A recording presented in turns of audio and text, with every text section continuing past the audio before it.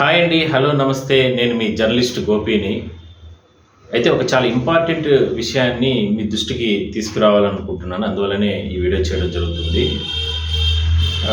తిరుమలకి సంబంధించి నిన్న మాజీ ఉపరాష్ట్రపతి వెంకయ్య నాయుడు తిరుమలకు వచ్చిన సందర్భంగా కొన్ని ఆసక్తికరమైనటువంటి వ్యాఖ్యలు చేయడం జరిగింది. అంటే సహజంగా ఆయన తిరుమలకు వచ్చిన సందర్భంలో ప్రతిసారి కూడా ఆయన కొన్ని చెప్తూ ఉంటాడు మంచి మాటలు స్వామివారి సన్నిధిలో, భగవంతుని దగ్గర.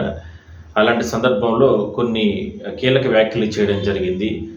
ఈ రకంగా అందరూ ఆలోచించండి. ఎందుకంటే విఐపీలు పెరిగిపోతున్నారు, లక్షల మంది సామాన్య భక్తులు పెరిగిపోతున్నారు. రోజు రోజుకి టీటీడీకి కూడా చాలా సమస్యగా మారుతుంది స్వామివారి దర్శనం అందరికీ చేయించడానికి.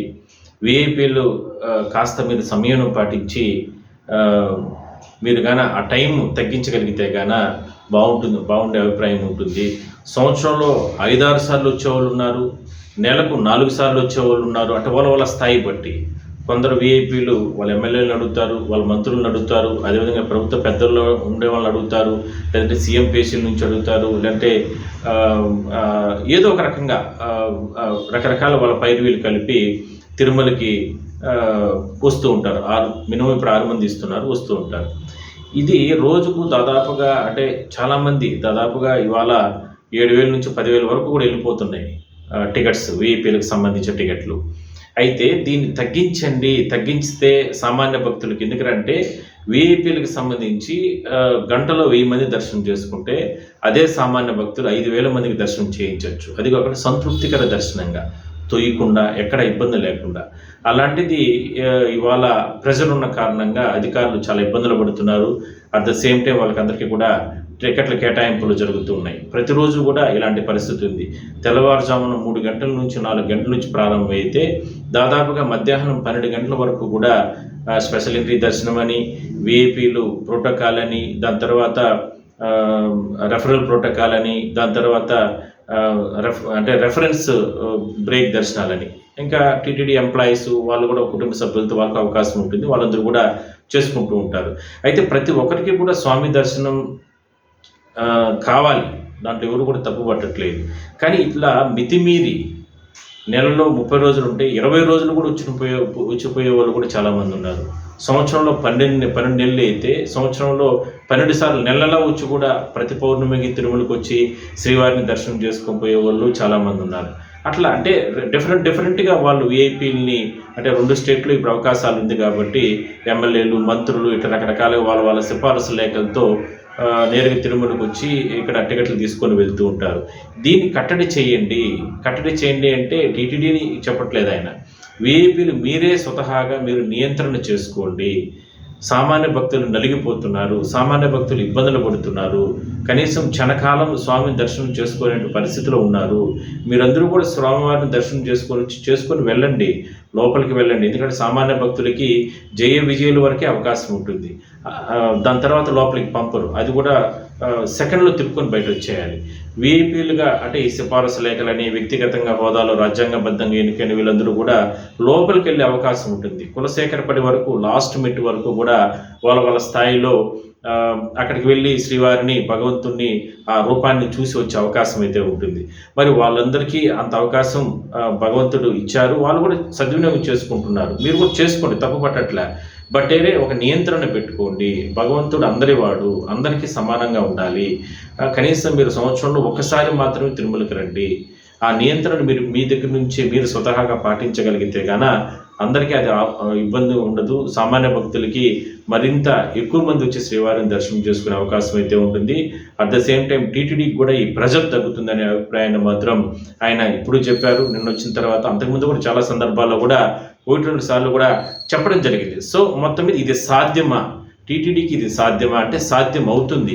ఎందుకంటే ఇవాళ ఆధార్ కార్డు, పాస్పోర్ట్స్ ఇవన్నీ కూడా లింక్ చేసి విఐపీ బ్రేక్ దర్శనాలు ఇస్తున్నారు. మరి దాన్ని పైన పూర్తి స్థాయిలో ఒక అధ్యయనం చేసి, ఎందుకంటే చాలామంది బోర్డు సభ్యులు, ఎందుకంటే బీజేపీ బోర్డు సభ్యులు భానుప్రకాష్ రెడ్డి కూడా దీన్ని గతంలో కూడా ఆయన ఏకీభవించడం జరిగింది. మంచిదే, ఇలాంటి కార్యక్రమాలు చేస్తామేమంటూ భవిష్యత్తులో. బట్ ఆ రకంగా ప్రచారాలను తీసుకురాగలిగితే కనుక ఈ అవినీతి అని ఇంకోటి పక్కన పెట్టేస్తే ముఖ్యంగా సామాన్య భక్తులకి ఒక మంచి వెసులుబాటు కల్పించిన వాళ్ళు మాత్రం దయచేసి బోర్డు సభ్యులైనా, చైర్మన్లైనా, అలాంటి అధికారులైనా, లేదంటే ప్రభుత్వ పెద్దలైనా చాలామంది అభిప్రాయం వ్యక్తం చేస్తున్నారు. వీఐపీలని కట్టడి కాదు, వీఐపీలను గౌరవించండి, వాళ్ళ లోపలికి తీసుకెళ్లి దర్శనం చేయించండి, ఇవన్నీ కూడా ఎవరు కూడా తప్పు పట్టలేదు. కానీ సంవత్సరంలో వాళ్ళు ఒకసారే తిరుమలకు వచ్చి శ్రీవారిని దర్శనం చేసుకుంటే బాగుంటుంది అభిప్రాయాన్ని మాత్రం చాలామంది ఏకీభవిస్తున్నారు. ఎందుకంటే ఇవాళ రోజుకి ఒక 10,000 మంది తిరుమలకి వీఐపీలు వచ్చారంటే 1,00,000 మంది పైన సామాన్య భక్తులు వస్తున్నారు. అంటే 10 రెట్లు ఎక్కువ మంది వస్తున్నారు తిరుమలకి. వాళ్ళు నిజమైనటువంటి భక్తులు. భగవంతుడు కూడా వాళ్ళని నిజంగా వాళ్ళని ఆశీర్వదిస్తారు. అంటే అటని చెప్పి వీఐపీలు ఆశీర్వించడా అనేది మనం అనట్లేదు. ఇక్కడ వీఐపీలను కూడా గౌరవిస్తారు. వీఐపీల పైన కూడా భగవంతుని అనుగ్రహం ఉంటుంది. కానీ వాళ్ళు ఆ విధంగా నలిగిపోతుంటే క్యూ లైన్ల వద్ద, కిలోమీటర్ల వద్ద పిల్లలు, చిన్నపిల్లలు, మహిళలు, ఇట్లా రకరకాల వాళ్ళందరూ కూడా, ముసలి వాళ్ళు, వీళ్ళందరూ కూడా ఇబ్బందులు పడుతూ ఉంటే మనం స్వామి సన్నిధిలో నేరుగా లోపలికి వెళ్ళి నిమిషాల సమయం లోపలుండి శ్రీవారిని దర్శనం చేసుకొని మనము, మన పిల్లలు, మన ఫ్యామిలీ మాత్రమే బాగుండాలి. మనకి ఎక్కడా కూడా క్యూ లైన్లో టచ్ చేయకూడదు. మనం గౌరవప్రదంగా లోపలికి వెళ్ళాలి. ఓకే, మీరు చేసుకోండి, తప్పనట్లేదు. కానీ మీకు ఒక రాజ్యాంగబద్ధంగా ఒక హోదా ఉండొచ్చు, లేదంటే ఆ రాజ్యాంగబద్ధంగా ఎన్నికైన వాళ్ళు సిఫారసు లేఖలు ఇవ్వచ్చు.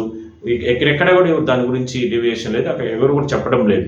బట్ ఏరా అంటే ఆ నియంత్రణ మీ అంతటా మీరే పెట్టుకోగలిగితే గాన భక్తులకి, సామాన్య భక్తులకి, పేద భక్తులకి, సంవత్సరానికి ఒకసారి వాళ్ళు వచ్చి తిరుమలకు వచ్చి శ్రీవారిని దర్శనం చేసుకునే భక్తులకి మంచి జరుగుతుందనే అభిప్రాయాన్ని మాత్రం ఆయన చెప్పడం జరిగింది. ఇది మాత్రం నిజంగా ఒక మంచి సుపరిణామం. సో టీటీడీ మాత్రం ఆ రకంగా చర్యలు ప్రారంభిస్తే బాగుంటుంది అభిప్రాయం మాత్రం చాలామంది వ్యక్తం చేస్తున్నారు. చూద్దాం భవిష్యత్తులో అలాంటి ప్రణాళిక. ఎందుకంటే నియంత్రణ అంటే సంవత్సరానికి ఒకసారి 2 సార్లు ఇవ్వండి. ఆయన అభిప్రాయం ఒకసారి చెప్పారు, సంవత్సరం 6 నెలలకు ఒకసారి ఆధార్ లింక్ పెడితే ఆటోమేటిక్గా ఆ ప్రక్షాళన అనేది అవన్నీ కట్ అవుతాయి. 2 సార్లు ఇవ్వండి, ఆ ప్రాసెస్ స్టార్ట్ చేయండి ఫస్ట్. దానివల్ల మంచి జరుగుతుంది, పేద ప్రజలకి, పేద భక్తులకి మంచి జరుగుతుంది. ఇవాళ పిల్లల్ని తీసుకొని చెట్ల కింద, కొండ మీదకి వెళ్ళి క్యూ లైన్లో ఎక్కడ పడితే అక్కడ నానా ఇబ్బందులు పడి రోజుల సమయం ఉండి ఆ భగవంతుని క్షణకాలం దర్శనం చేసుకొని వెళ్తున్నారు. టీటీడీ ఎంతో మంచి కార్యక్రమాలు చేస్తూ ఉంది. ఇవాళ అన్నప్రసాదం, ఆ ప్రసాదాలన్నీ కూడా పంపిణీ చేయడం, దాని తర్వాత మజ్జిగ, ఇట్లా రకరకాల క్యూ లైన్లు ఇచ్చే దానివల్ల సపరేట్గా ఈ మరుగుదొడ్లు ఇవన్నీ కూడా ఏర్పాటు చేసిన కారణంగా, మంచి కార్యక్రమాలు చేస్తున్న కారణంగా భక్తులు సంతృప్తి వ్యక్తం చేస్తున్నారు. కానీ లోపలికి వెళ్ళే సందర్భం ఆ టైం తగ్గించడానికి టీటీడీకి పెద్ద సవాలుగా మారుతుంది. అక్కడే భక్తులు ఇబ్బందులు పడుతున్నారు. సో దీన్ని మాత్రం కంట్రోల్ చేయగలిగితే, ఇందాక నేను చెప్పినట్టు గంటకు వీఐపీలు 1000 మంది దర్శనం చేసుకుంటే సామాన్య భక్తులు 5,000 మంది దర్శనం చేసుకుంటారు. అలాంటిది ఇప్పుడు ఇవాళ దాదాపు 7,000 నుంచి 10,000 మంది వీఐపీలు టికెట్లు ముందుకు వెళ్తూ ఉన్నాయి. మరి ఆ సందర్భంలో మనం అవుటింగ్ కట్టడి చేయగలిగితే, సంవత్సరానికి ఒకసారి మాత్రమే వీళ్ళకు ఆధార్ లింక్ ద్వారా మనం టీటీడీకి సంబంధించి బ్రేక్ దర్శనాలు కన్నా ఇవ్వగలిగితే కంప్లీట్ 2,000 టికెట్లు పడిపోతారు రోజుకి. అంటే 8,000 టికెట్లు వీఐపీలు తాకిడి కట్ అవుతుంది.